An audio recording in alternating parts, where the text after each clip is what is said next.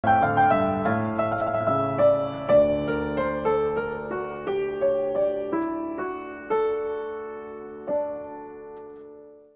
φιλοσοφικό σύστημα του στοικισμού, όπως του επικουρισμού και αυτό του σκεπτικισμού, ανήκει στην ευρύτερη χρονική περίοδο των Αλεξανδρινών χρόνων της ελληνιστικής περίοδου, η οποία ταυτίζεται αφενός με την προσήλωση, τη στόχευση της φιλοσοφίας στον άχθο, στο φόβο, στα δεινά που κατατρέχουν τους ανθρώπους, και αφετέρου η φιλοσοφία επικεντρώνεται στην Αθήνα. Τα φιλοσοφικά συστήματα αυτά εδραιώνονται στην Αθήνα, εγκαθιδρύονται δηλαδή εδώ, ενώ αντιστοίχως οι φιλόσοφοι δεν προέρχονται από την Αθήνα, όπως ο Επίκουρος είναι από τη Σάμο, ο Αρίστιπος ο Κυριναίος, ο Καρνεάδης από την Κυρίνη, ο Ζήνων από το Κίτιο της Κύπρου κλπ. Ο στοικισμός, αγαπητοί φίλοι, σε σχέση με τον επικουρισμό και ίσως με τον σκεπτικισμό, είναι το πιο οργανωμένο φιλοσοφικό σύστημα της περίοδου και εκτείνεται πραγματικά χρονικά από τον 4ο αιώνα, περίπου με τα μέσα του 3ου αιώνα π.Χ. έως και τον 2ο αιώνα. Είναι δηλαδή, υπάρχει ένα μεγάλο χρονικό εύρος που εκτείνεται η φιλοσοφία. Εξαιτίας αυτής της μεγάλης χρονικής περίοδου θα μπορούσαμε να την οργανώσουμε, να την χωρίσουμε σε 3 βασικές ενότητες. Την αρχαία περίοδο, την αρχαία στοά, τη μέση στοά και τη νέα. Αναφέρομαι στον όρο στοά γιατί ιδρύεται στην ποικίλη στοά των Αθηνών και αυτός είναι ο λόγος που παίρνει και το όνομα ο στοικισμός από τη στοά, την ποικίλη στοά, εκεί δηλαδή που βρισκόντουσαν οι φιλόσοφοι όταν ήθελαν να συνομιλήσουν, να σκεφτούν, να αναλύσουν τα επιχειρήματά τους. Ο στοικισμός έχει πολύ ενδιαφέρον να λέγαμε πως εντός εισαγωγικών είναι το λιγότερο ελληνικό φιλοσοφικό σύστημα, αν σκεφτούμε ότι οι σημαντικότεροι εκπρόσωποι του δεν προέρχονται από την Ελλάδα ή κυρίως αν δρώνεται φιλοσοφικά, φτάνει στο αποκορύφωμά του τη στιγμή που πραγματικά που αποτυπώνει με την πληρέστερη ερμηνεία τα επιχειρήματα του φιλοσοφικού συστήματος την εποχή του Μάρκου Αβρίλιου, του Σενέκα και του Επίκτητου. Εκεί δηλαδή είναι η περίοδος, η εποχή που έχουμε και τις άμεσες πηγές, τα κείμενα, τη συγγραφή των κειμένων. Έτσι μπορούμε να έχουμε από πρώτο χέρι, θα λέγαμε, τα κείμενα των Στοικών, γιατί οι πηγές οι άλλες είναι έμεσες από το Διογέννη, Λαέρτιο, από τον Κικαίρονα κλπ. Αν πάρουμε λοιπόν το ιστορικό πλαίσιο του στοικισμού, βλέπουμε ότι η αρχαία περίοδος ταυτίζεται κυρίως με τον ιδρυτή της. Είναι ο Ζήνων ο Κιτιεύς, ο Ζήνων από το Κίτιο της Κύπρου, ο οποίος δεν έχει το background ενός φιλοσόφου, αλλά ξαφνικά βρίσκεται να είναι φιλόσοφος, αναγκάζεται να είναι φιλόσοφος, όταν η ζωή του αλλάζει, χάνει τα πάντα, την περιουσία του και βρίσκεται ξαφνικά σε ένα βιβλιοπωλείο της εποχής, θα λέγαμε, και ακουμπά κείμενα φιλοσοφίας, γνωρίζεται με τον Σωκράτη και προσπαθεί, ακριβώς όπως προείπαμε, να βρει ποιο είναι το μυστικό της ζωής, ώστε ο άνθρωπος να παραμείνει απαθής. Ποια είναι η ευδαιμονία του ανθρώπου, ποια είναι ο ευδαιμονικός στόχος, πού στοχεύει ο άνθρωπος. Είναι λοιπόν ο ιδρυτής του στοικισμού. Στην αρχαία στοά, 3 σημαντικές φυσιογνωμίες είναι ο Ζήνων, ο Χρήσιππος και ο Κλεάνθης. Ο Χρήσιππος ήταν ένας δεινός ρήτορας, ήταν ένας εξαιρετικός, λέγεται, φιλόσοφος, ο οποίος οργανώνει περισσότερο το σύστημα το φιλοσοφικό σύστημα του στοικισμού. Στη μέση περίοδο της Στοάς. Έχουμε τον Ποσειδόνιο και τον Πανέτιο.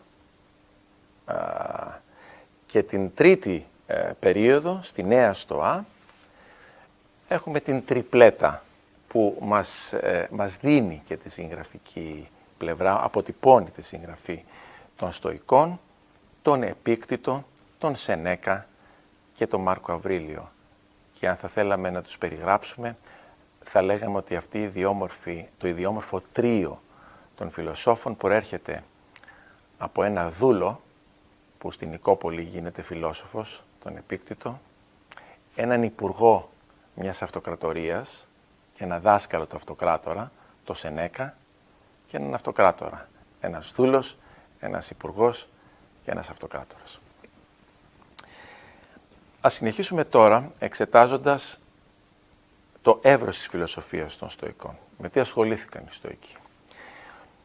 Όπως είπαμε, η Στοική φιλοσοφία αποτελεί μία ευρύτερη ενατένιση του λόγου, της σκέψης, της φιλοσοφικής σκέψης σε σχέση με τον επικουρισμό και τον σκεπτικισμό.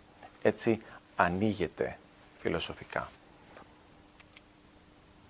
Οι Στοικοί φιλόσοφοι ασχολήθηκαν με τη λογική φιλοσοφία, με τη φυσική φιλοσοφία και με την ηθική.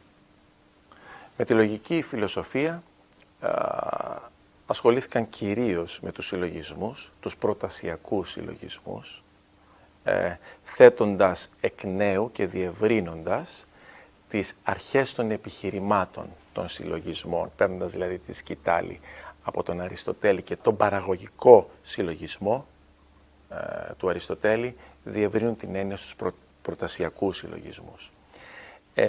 Κυρίως όμως η Στοική φιλοσοφία ταυτίζεται με το βασικότερο κομμάτι της, αυτό δηλαδή που καταφέρνει και παραμένει σταθερό σε όλες τις περιόδους της, και αυτό είναι το κομμάτι της ηθικής. Όπως καταλαβαίνετε, μιλάμε για ένα πολύ μεγάλο φιλοσοφικό σύστημα που είναι πολύ δύσκολο να το περιγράψω στον περιορισμένο χρόνο που έχουμε, και αυτό τις περισσότερες φορές μας οδηγεί στο να μην προλάβουμε να αναφέρουμε ουσιώδη πράγματα. Θα προσπαθήσω να αποτυπώσω τα ουσιοδέστερα, κατά τη γνώμη μου, εν συντομία. Ξεκινώντας με τη φυσική φιλοσοφία των Στοικών. Τι πίστευαν δηλαδή οι Στοικοί για τον κόσμο, πώς έχει γεννηθεί αυτός ο κόσμος. Οι Στοικοί πιστεύουν ότι το σύμπαν γεννιέται από το πυρ. Αυτό το είχε πει φυσικά παλαιότερα και ο Ηράκλειτος.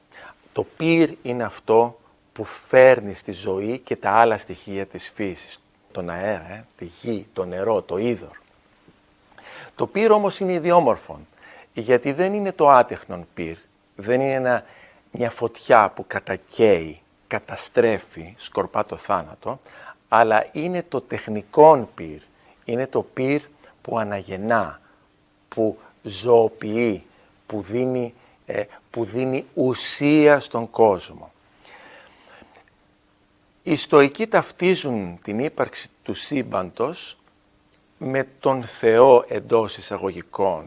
Έναν απρόσωπο Θεό που στις εποχές, στους αιώνες έχει αλλάξει και ονόματα. Κάποτε ήταν ένα πρόσωπο όν, μετά για τους Στοικούς μπορεί να ήταν ο Δίας, ο Ζούπιτερ για τους Ρωμαίους.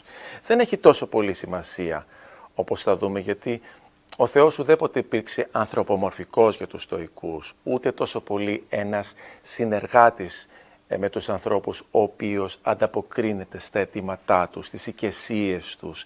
Δεν υπήρχε η λέξη οικεσία ως μία σχέση δώρου αντίδωρου με το Θεό. Ήταν η απρόσωπη αρχή. Κατά τη Στοική φιλοσοφία λοιπόν, ο Θεός ήταν στην αρχή απομονωμένος στην τελειότητα της ύπαρξής του. Μετά εξήλθε αυτής της τελειότητος και δημιουργεί τον κόσμο. Από τη στιγμή που δημιουργεί όμως τον κόσμο, δεν απομακρύνεται από αυτόν, παραμένει μέσα στον κόσμο. Γι' αυτό το λόγο θα μπορούσαμε να χαρακτηρίσουμε αυτή τη μορφή του Θεού που εισάγουν οι Στοικοί στη φιλοσοφία τους ως έναν Θεό εμενή, μία θεϊκή εμένεια. Και όταν αναφερόμαστε στη λέξη εμένεια, 2 μη εψιλον γιώτα, εννοούμε ένα Θεό ο οποίος είναι ενδοκοσμικός, ένας Θεός ο οποίος παρίσταται εντός της δημιουργίας του. Υπό αυτή την έννοια οδηγούνται στην ταύτιση αυτού του Θεού με την άλλη πολύ σημαντική έννοια στη στοική φιλοσοφία, αυτή του λόγου. Το πυρ είναι αυτό που δημιουργεί τον κόσμο και είναι αυτό που κρατά και την ισορροπία του κόσμου. Κάθε τι λοιπόν γεννιέται από το πυρ. Ο Θεός που είναι η αιτία της δημιουργίας αυτού του κόσμου, εφόσον εξήλθε από την απομόνωσή του, ταυτίζεται με την ίδια τη δημιουργία και γεννιέται έτσι αργότερα η έννοια του πανθεϊσμού. Δηλαδή, υπό την έννοια του πανθεϊσμού, ο Θεός ενυπάρχει σε όλα και όλα είναι εν Θεώ. Ο Θεός ενυπάρχει σε όλα και όλα είναι εν Θεώ. Φανταστείτε λοιπόν δύο βελάκια, το ένα να δείχνει προς τα κάτω, το άλλο να δείχνει προς τα πάνω. Αυτός ο Θεός ταυτίζεται με την έννοια του λόγου. Τι είναι ο λόγος? Ο λόγος είναι μια προνοητική δύναμη που διέπει την εύρυθμη λειτουργία του σύμπαντος. Αν δεν υπήρχε ο λόγος, δεν θα υπήρχε το σύμπαν. Οτιδήποτε ενυπάρχει εντός του σύμπαντος είναι προϊόν του λόγου. Άρα, εφόσον είναι προϊόν του λόγου, είμαστε κι εμείς προϊόντα αυτού του λόγου, εφόσον αποτελούμε αποτυπώματα της θεϊκής εμένειας στη γη. Θυμηθείτε αυτό που σας είπα προηγουμένως. Ο Θεός είναι εμενής για την στοική φιλοσοφία. Τι σημαίνει αυτό? Δεν είναι υπερβατικός, δεν κατοικεί κάπου ψηλά που μας βλέπει, είναι εδώ και ταυτίζεται με ό,τι υπάρχει. Ταυτίζεται με τη φύση. Εδώ θα πρέπει να υπογραμμίσω και να τονίσω ένα συνηθισμένο λάθος που συχνά κάνουν οι αναγνώστες της στοικής φιλοσοφίας όταν δανείζονται φράσεις. Όταν λέμε στη στοική φιλοσοφία ότι ο Θεός ταυτίζεται με τη φύση, δεν εννοούμε ότι ο Θεός είναι ένα φύλλο, δεν εννοούμε ότι είναι ένα δέντρο, δεν εννοούμε ότι είναι ένα ζώο στη γωνία ή ένα λιθάρι, αλλά ότι ενυπάρχει εντός αυτών των αντικειμένων σπερματικά. Έτσι περνάμε σε μία επόμενη σημαντική έννοια για τη στοική φιλοσοφία, αυτή του σπέρματος. Ο Θεός, ο Λόγος, δημιουργεί το σύμπαν. Όλα είναι στο Λόγο εφόσον ο Λόγος είναι εδώ. Όλα λοιπόν εν σπέρματι εμπεριέχονται στο Λόγο. Όλοι δηλαδή εφόσον είμαστε σπερματικά, απειροελάχιστα κομματάκια του όλου αυτής της δημιουργίας, συνέπεται πως έχουμε ένα απειροελάχιστο κομμάτι του Λόγου. Με αυτή τη λογική, οι στοικοί μας οδηγούν σε δύο έννοιες. Το λόγο ο οποίος διέπει, τον καθολικό λόγο, ο οποίος διέπει όλο το σύμπαν, και ο λόγος εν ημίν, ο λόγος που υπάρχει μέσα μας, που κατοικεί μέσα μας, μας κάνει κομμάτι του λόγου, του καθολικού λόγου. Υπό αυτήν την έννοια, όλοι είμαστε συγγενείς. Όλοι είμαστε αδελφοποιημένοι.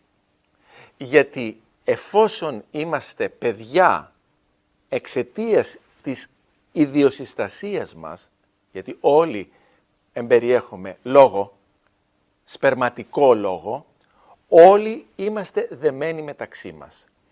Έτσι στη στοική φιλοσοφία οι άνθρωποι παύουν να είναι πολίτες του χωριού τους, της πόλης τους. Δεν ανήκουν στην πόλη, αλλά ανήκουν στον κόσμο.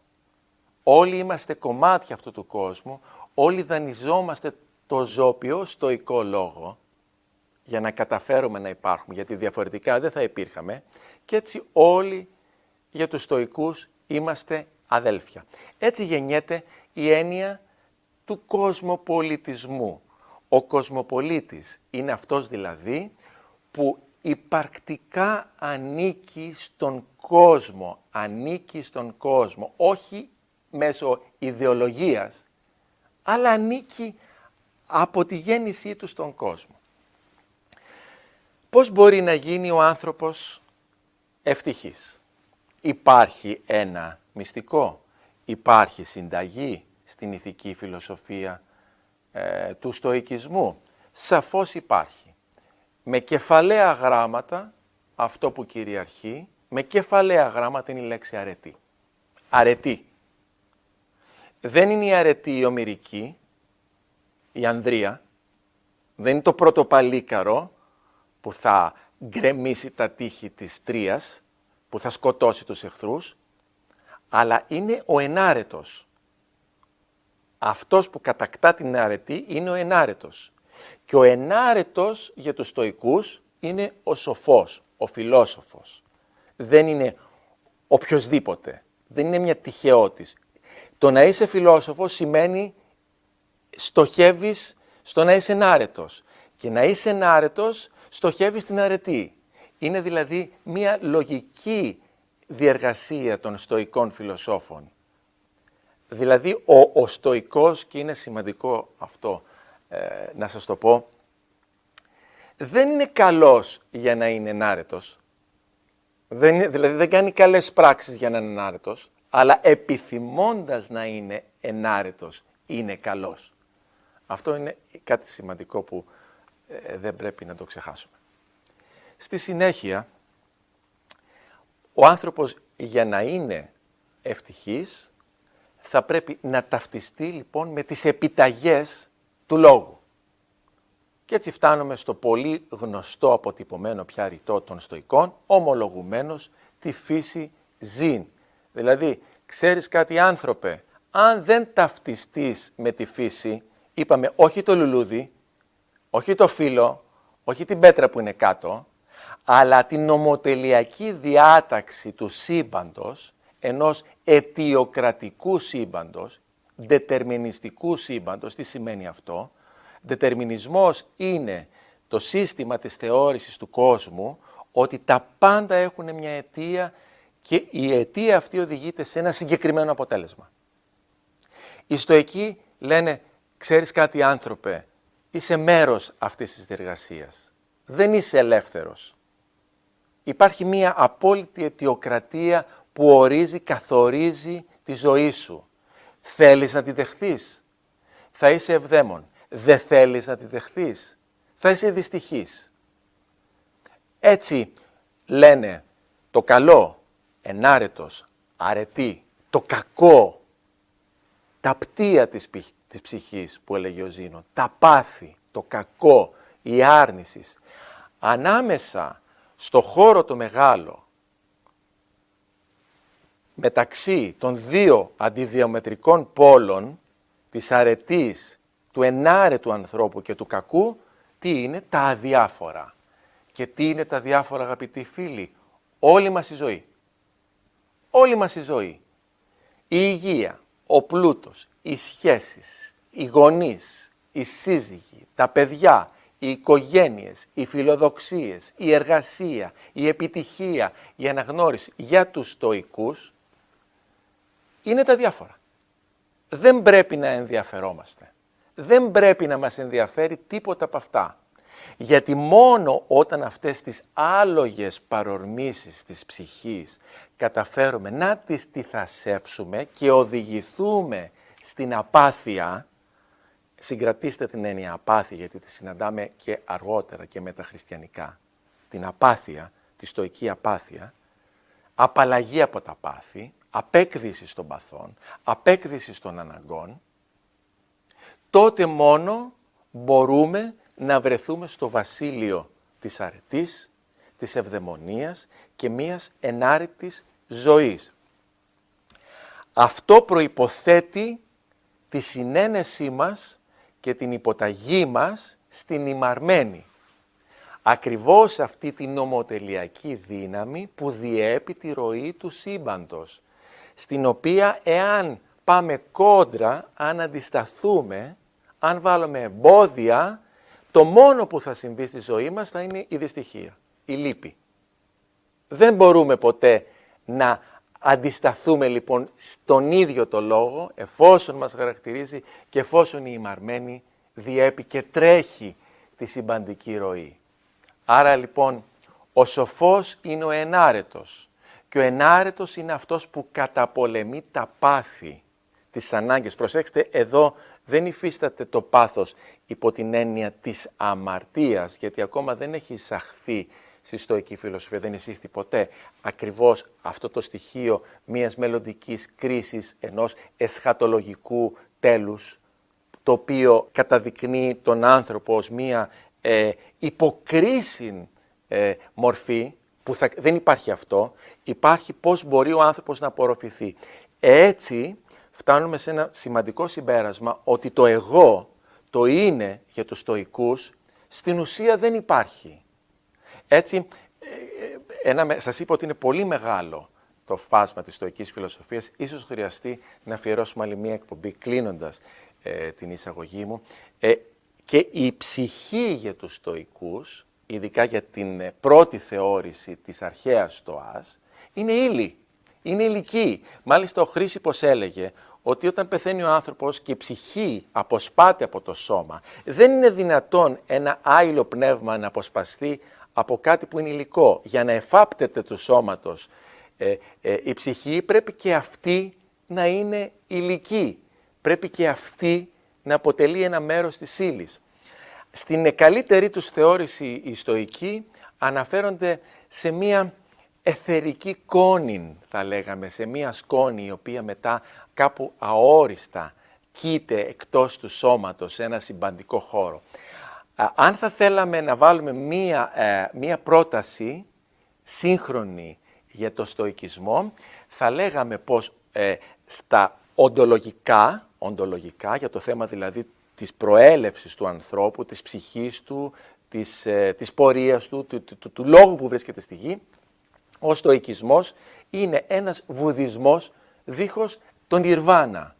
Το εγώ δεν υπάρχει. Το εγώ είναι απλά ένα μέρος κάποιων αλληλοδιαδόχων αιτιών και αποτελεσμάτων. Αιτίες, αποτελέσματα. Αιτίες ποτέ δεν μπορεί να έχει την αυτονομία και την αυτοτέλεια που θα μπορούσε να ξεφύγει από αυτό. Παρά όλα αυτά δεν εισήγαγαν στη φιλοσοφία τους την έννοια της μοίρας. Ο άνθρωπος παραμένουμε ελεύθεροι να κάνουμε ορθή χρήση της ημαρμένης, αυτής της νομοτελειακής δύναμης δηλαδή, και να κάνουμε τις σωστές επιλογές. Άρα λοιπόν, αν αρρωστήσω ως μία λογική εξήγηση αιτίας και αποτελέσματος, στο χέρι μου είναι να επιλέξω αν θα πάω στο χ-γιατρό, στον ψ-γιατρό, αν θα κάνω επέμβαση, αν δεν θα κάνω επέμβαση, αν θα δεχτώ να πάρω αυτά τα φάρμακα, αν δεν θα δεχτώ να πάρω αυτά τα φάρμακα. Έτσι, πάντα στο χέρι μου είναι μέσω της ημαρμένης, να ακολουθήσω το σωστό δρόμο. Βλέπετε ότι είναι πολλά τα θέματα. Κλείνοντας, να κλείσουμε ένα ερωτηματικό. Έχουν κατηγορηθεί μέσα σε άλλα οι στοικοί φιλόσοφοι για μια συναισθηματική αναλγησία, για μια έλλειψη συναισθηματισμού. Τι σημαίνει αυτό? Ότι για το στοικό φιλόσοφο, αν θα πέθανε η γυναίκα του, το παιδί του, ο πατέρας του, η μητέρα του, δεν θα τον ενοχλούσε. Γιατί το μόνο που τον απασχολεί είναι πώς θα κρατήσει τη γαλήνη και την απάθεια στην ψυχή του. Αλλά αυτό είναι ελαφρώς άδικο, γιατί οι στοικοί θεωρώ πως ασχολήθηκαν με το να αποκαθιλώσουν το συναισθηματισμό και όχι την αγάπη, γιατί πραγματικά αγαπούσαν τα παιδιά, αγαπούσαν τους γέροντες. Κλείνοντας να πω ότι ο στοικισμός, όπως ήδη έχετε καταλάβει, αποτελεί ένα πολύ μεγάλο κομμάτι, το οποίο σαφώς επηρεάζει αργότερα πολλά πράγματα και στο χώρο, στα πρωτοχριστιανικά χρόνια, στην εξέλιξη της φιλοσοφίας, ακόμα και στη σημερινή μας εποχή. Όλοι για κάποιους φίλους μας λέμε εύκολα ότι έχουν μια στοική αντιμετώπιση της ζωής. Τι θα γίνει στο τέλος αυτής της ζωής, αγαπητοί φίλοι? Τι θα συμβεί? Θα συμβεί κάτι? Οι στοικοί λένε ναι. Λένε, ξέρεις κάτι Πέτρο, Κώστα, Γιώργο, Μανώλη, Βασίλη, μην ασχολείσαι, γιατί ό,τι και να κάνεις, το πυρ στο τέλος θα υπερισχύσει και θα έρθει μια στιγμή που θα κάψει τα πάντα. Θα κάψει τα πάντα. Αυτό το έλεγαν εκπύρωσης. Θα κάψει ό,τι υπάρχει και δεν υπάρχει για να μας αναγεννήσει και να ξαναφέρει τη γη στην ίδια κατάσταση όπου τι λένε, ότι θα ξαναγίνουν τα ίδια. Και πάλι και πάλι και πάλι τα ίδια μέχρι το πυρ να ξανακάψει και να ξανααναγεννηθεί η γη. Έτσι, ακόμα και το κακό που συμβαίνει στη γη, κλείνοντας, δεν αποτελεί κάτι το οποίο δεν μπορούμε να συνεργαστούμε μαζί του. Όπως είπε και ο Χρήσιφος, το κακό, όπως είναι ένας κοριός το πρωί στο κρεβάτι που δεν μας αφήνει να κοιμηθούμε, είναι αυτό που θα μας δημιουργήσει την επιθυμία, την ανάγκη και θα μας δώσει τη δύναμη να αντιταχθούμε και να αναγεννηθούμε προσπαθώντας να επανορίσουμε το είναι του ανθρώπου, καταφέρνοντας να γίνουμε καλύτεροι, σοφότεροι, ενάρετοι, κατακτώντας την πολυπόθητη απάθεια.